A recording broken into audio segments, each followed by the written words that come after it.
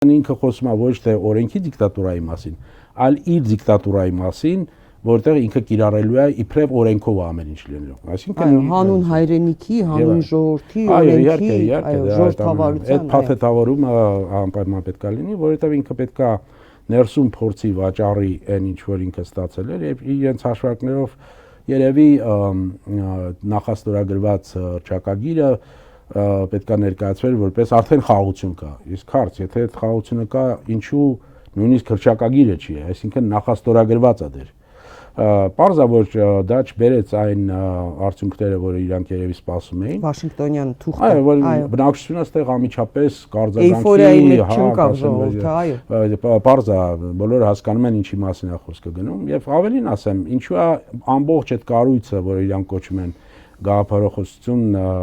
հիմք ունի շատ մեծ թերություն եւ այդ թերությունը փաստորեն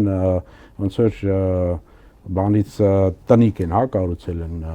քարտերից տնիկ են կառուցել, թղթից տնակ, այո։